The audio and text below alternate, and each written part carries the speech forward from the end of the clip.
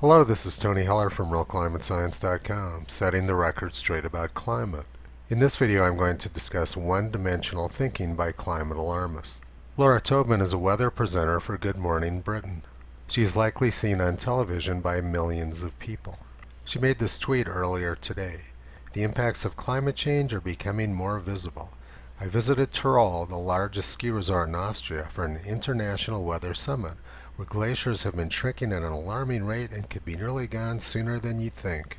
The UN declares a climate emergency. The UN has recently declared a climate emergency due to the rate of global temperature rise linked to record greenhouse gas concentrations.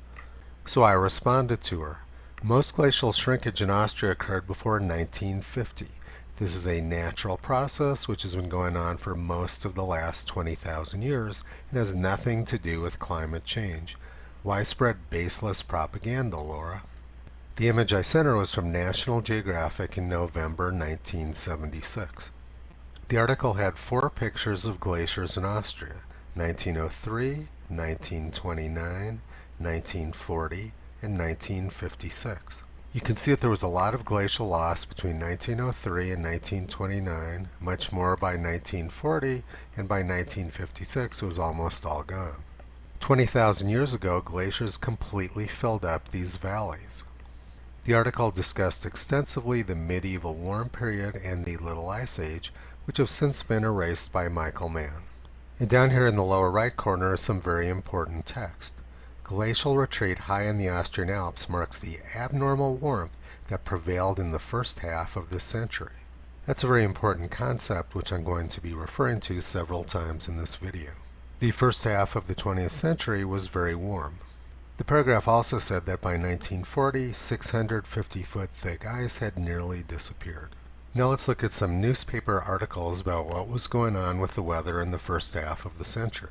In 1958, the New York Times said the polar ice pack is 40% thinner and 12% less in area than it was a half century ago, and that even within the lifetime of our children, the Arctic Ocean may open, enabling ships to sail over the North Pole.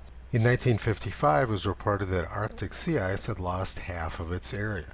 In 1954, it was reported that Earth had warmed 2 degrees Fahrenheit in the past 100 years, and that the temperature around Spitsbergen during winter had warmed an incredible 19 degrees since 1910. In 1952, it was reported that the polar ice caps were melting at an astonishing and unexplained rate and threatened to swamp seaports by raising ocean levels. The glaciers of Norway and Alaska are only half the size they were 50 years ago. In 1947, it was reported that if the Greenland ice cap continued melting at its current rate, people living in the lowlands along the shores would be inundated. Dr. Ullman added that temperatures in the Arctic have increased 10 degrees Fahrenheit since 1900, an enormous rise from the scientific standpoint. In 1940, it was reported that the ice of the Arctic Ocean is melting so rapidly that more than 1/3 of it has disappeared in 50 years. In 1939, it was reported that the eastern Arctic was warming up 1 degree every 2 years, and that since 1910, winter temperatures had increased by nearly 16 degrees. It was also reported in 1939 by the world's leading Arctic expert that all the glaciers in eastern Greenland were rapidly melting.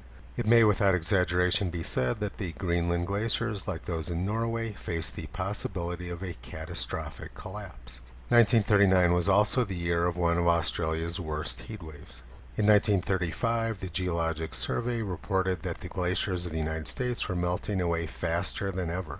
In 1930, it was reported that the alpine glaciers of Switzerland were in full retreat. In 1923, scientists predicted that the glaciers in Glacier National Park would be gone in 25 years. That would have been 1948. In 1922, the Monthly Weather Review reported a radical change in climatic conditions in the Arctic and hitherto unheard of high temperatures in that part of the Earth's surface. Many old landmarks are so changed as to be unrecognizable. Where formerly great masses of ice were found, there are now often moraines, accumulations of earth and stones. At many points where glaciers formerly extended far into the sea, they have entirely disappeared. In 1910, scientists reported that glaciers were retreating to the mountains all over the world. They discussed the Arapahoe Glacier, which is my local glacier here in Colorado. They said it's been melting at a rapid rate for several years. In 1903, it was reported that alpine glaciers have long been in the process of recession. And the same thing for Greenland glaciers, which were conclusively shown to be receding. In 1902, it was reported that alpine glaciers were disappearing, and that the famous glaciers of the Rhone have shrunk several thousand feet in the last 20 years. Carbon dioxide levels in the atmosphere were very low in 1902, so it's pretty clear that the recession of Austrian glaciers has nothing to do with carbon dioxide. Laura Tobin didn't do any research, she's simply parroting propaganda to millions of people. Now let's go back to the 1976 National Geographic article. Remember, they discussed the abnormal warmth that prevailed in the first half of the 20th century. This was the 1974 global temperature graph from the National Center for Atmospheric Research right here in Boulder, Colorado. It showed a tremendous amount of warming during the first half of the 20th century, and then a lot of very fast cooling after that. We've already looked at a lot of newspaper articles discussing the warmth prior to 1950. Now let's look at the cooling which occurred after that. The article on the left is the same 1976 National Geographic article we were looking at before. From 1880 to about 1940, the world, particularly the northern hemisphere, went through a period of significant warming. But since about 1940, there's been a distinct drop in average global temperature. It's fallen about half a degree Fahrenheit, even more on the high latitudes of the northern hemisphere.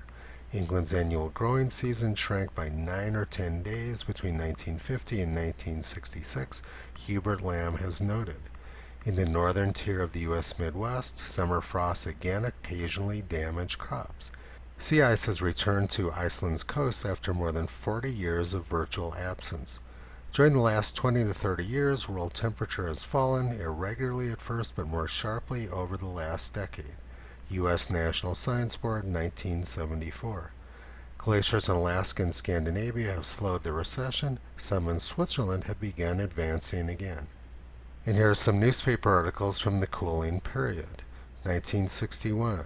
An assembly of specialists from several continents seems to have reached unanimous agreement on only one point: the Earth is getting colder. 1963. Norway's glaciers are in the process of becoming thicker again after a period of 200 years of gradually melting down.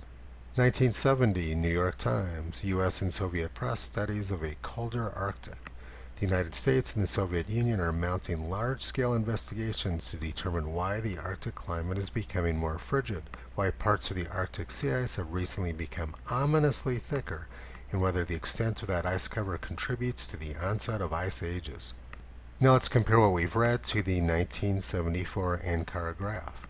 They show glaciers disappearing and melting when it's warm, and they show glaciers growing and Iceland blocked with ice when it's cold. This graph makes perfect sense. Now let's compare the historical record to the current NASA graph, which looks very different. NASA's current graph shows glaciers melting when it's cold, and they show ice forming when it's warm. This graph makes absolutely no sense. One of the ClimateGate emails from 10 years ago shows that climate scientists colluded to get rid of the warmth of the 1940s. From Tom Wigley at NCAR to Phil Jones at the University of East Anglia, copied Ben Santer of Lawrence Livermore National Laboratories. So if we could reduce the ocean blip by, say, 0.15 degrees Celsius, then this would be significant for the global mean, but we still have to explain the land blip. It'd be good to remove at least part of the 1940s blip, but we're still left with why the blip. So the scientists made the decision to get rid of the 1940s warmth without even having any justification for why they were doing it. And that's why the current NASA graph makes no sense. It's propaganda, not science. Laura Tobin from Good Morning Britain is parroting propaganda to millions of people. This is a picture of an ice cube which is melting. Can you tell from looking at the picture whether the temperature in the room is warming up, cooling down, or staying the same? You can't make that determination. The only conclusion you can reach is that the air temperature in the room is above freezing. Temperatures in the room could be dropping quite quickly, and the ice cube would still be melting. Laura Tobin is engaged in one-dimensional thinking. She sees the glaciers melting in Austria and assumes that means the climate is warming up. But as we just saw, that sort of conclusion is not supportable. The only valid conclusion you can reach from the fact that a glacier is disappearing is that there's less snow falling in winter than is melting in summer. You can't tell anything about whether the climate is warming up or cooling down. Science requires that people actually think and that they actually do research. Parroting propaganda is not science. And it's not journalism either. All that it is propaganda. Visit Toto on the web at realclimatescience.com. He's been pulling back the curtain on junk science and propaganda for a long time.